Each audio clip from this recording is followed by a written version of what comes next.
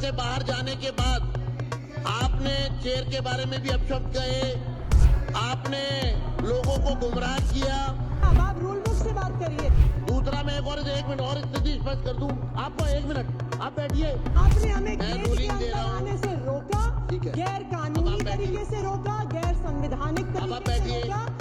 साथियों, अभी विपक्ष ने जब उनको निष्कासित किया गया था, बैठिए, तो आज सदन में आतिशी जी यहाँ उपस्थित हैं, विपक्ष यहाँ पर उपस्थित है। मैं रूल पोजीशन आपको स्पष्ट करना चाहता हूं, क्योंकि सदन से बाहर जाने के बाद आपने चेयर के बारे में भी अपशब्द कहे, आपने लोगों को गुमराह किया। तो मैं आपको रूल पोजीशन स्पष्ट कर रहा हूं। 277 के 3 में डी मैं पढ़कर बता रहा हूं आतिशी जी आपको, और भविष्य में भी आपको ध्यान रखना होगा कि सदन की सेवा से निलंबित सदस्य सदन के परिसर में प्रवेश करने से और सदन और समितियों की कार्यवाहियों में भाग लेने से वंचित रहेंगे। आपको जो सदन के परिसर से सभी विपक्ष को बाहर किया गया था, उद्दंडता के तहत उसका अर्थ है कि परिसर से बाहर जाना, परंतु अध्यक्ष किसी निलंबित सदस्य को तदर्थ प्रार्थना किए जाने और सदन के परिसर में किसी विशेष प्रयोजन के लिए आने की अनुमति दे सकेंगे। तो इसलिए इस विषय पर अगर आपको कुछ कहना होगा तो मैं आपको समय दूंगा। दूसरा मैं एक मिनट और स्थिति स्पष्ट कर दूं आपको। 1 मिनट आप बैठिए, पूरी स्थिति स्पष्ट कर दूं। 2 मिनट बैठिए आप, 2 मिनट बैठिए। मैं आपको देखिए, सभी सदस्यों को मैं रूल बुक की स्थिति स्पष्ट करना चाहता हूं, क्योंकि भविष्य में सदस्य ये ना कहे कि हमको जानकारी नहीं थी। मैं फिर एक बार पढ़कर बता रहा हूं।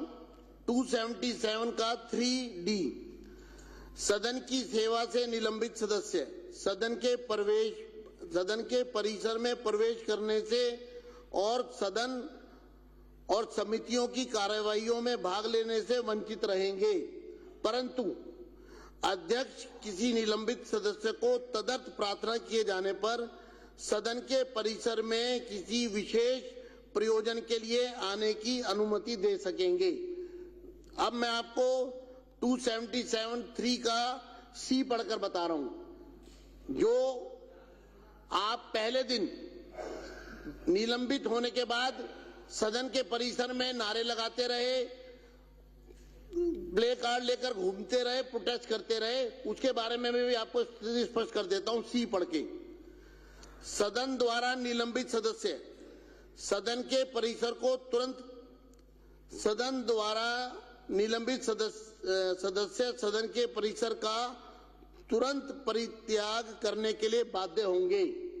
अगर आगे से आपको अगर मार्शल आउट किया जाता है तो सदन द्वारा निलंबित किसी भी सदस्य को सदन द्वारा निलंबित सदस्य सदन के परिसर का तुरंत परित्याग करने के लिए बाध्य होंगे, किंतु ऐसा ना करने पर और अध्यक्ष द्वारा सदन का ध्यान इस ओर आकर्षित किए जाने पर कि बल का प्रयोग अनिवार्य हो गया है, मैं इसको दोबारा भी पढ़ूंगा, एक बार पढ़ रहा हूं जिससे कि सभी सदस्य समझ ले कि जब मार्शल आउट कोई सदस्य होगा तो उसको सीधा परिसर से बाहर जाना होगा। उसके लिए मैं C पढ़कर बता रहा हूं। सदन द्वारा निलंबित सदस्य सदन के परिसर का तुरंत परित्याग करने के लिए बाध्य होंगे, किंतु ऐसा न करने पर और अध्यक्ष द्वारा सदन का ध्यान इस ओर आकर्षित किए जाने पर कि बल का प्रयोग अनिवार्य हो गया है, निलंबित सदस्य बिना किसी और प्रस्ताव के सत्र की शेष कालावधि के लिए निलंबित हो जाएंगे। मैं इसको डिफाइन कर देता हूं, फिर डिफाइन कर देता हूं कि जो सदस्य निलंबित होने के बाद परिसर का परित्याग नहीं करेंगे और अध्यक्ष सदन को सूचित करेंगे कि उन्होंने परित्याग नहीं किया है, इसलिए बल का प्रयोग अनिवार्य हो गया है। ऐसी स्थिति में सदन को सूचित करने के बाद निलंबित सदस्य बिना किसी और नए प्रस्ताव के सत्र की शेष कालावधि के लिए निलंबित हो जाएंगे। तो इसलिए मैंने ये रूल पोजीशन स्पष्ट कर दी है। अब मैं चाहता हूं इस पर आतिशी जी अपनी टिप्पणी करें।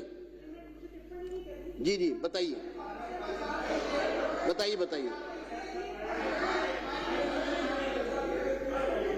सर की एक परिभाषा है अध्यक्ष महोदय। सदन, आप पेज 3 में जो डेफिनेशंस वाला है, पेज 3 पे देखिए। सदन के परिसर का तात्पर्य विधानसभा सभा कक्ष, दीर्घाएं, विधानसभा सचिवालय के नियंत्रण के कमरे, अध्यक्ष कक्ष, उपाध्यक्ष कक्ष, समिति कक्ष, विधानसभा पुस्तकालय, विधानसभा वाचनालय, पार्टियों के कमरे, विधानसभा सचिवालय के अधिकारियों के अधीनस्थ सब स्थान। तो इसमें विधानसभा परिसर के लॉन शामिल नहीं है, गांधी मूर्ति का एरिया शामिल नहीं है। अब आप रूल बुक से बात करिए। इसमें लीडर ऑफ ऑपोजिशन का कमरा शामिल नहीं है। हमने बिल्कुल प्रोटेस्ट किया, हमने अंबेडकर जी की मूर्ति के तहत प्रोटेस्ट किया और वो आपकी रूल बुक के अनुसार सदन की परिसर की परिभाषा में नहीं आता। आपने हमें गेट के अंदर आने से रोका, गैर कानूनी तरीके से रोका, गैर संवैधानिक तरीके से रोका और रूल बुक के अनुसार नहीं रोका, कोई ऑर्डर नहीं पास किया। अब आप बैठिए, अब आप बैठिए, अब आप बैठिए, आपका विषय पूरा हो गया। अब मैं फिर स्पष्ट कर रहा हूं, ये चेयर की रूलिंग है और मैं इसको स्पष्ट कर रहा हूं। बैठ जाइए आप। सदन के जो डी है वो पूरी तरह स्थिति को स्पष्ट करता है। विपक्ष अगर रूलिंग को और रूल बुक को अन्यथा लेगा तो कोई भी सदस्य, पक्ष का या विपक्ष का, वो इसके लिए परिणाम के लिए जो है वो एक प्रकार से वो समझ ले कि इसका परिणाम क्या होने वाला है।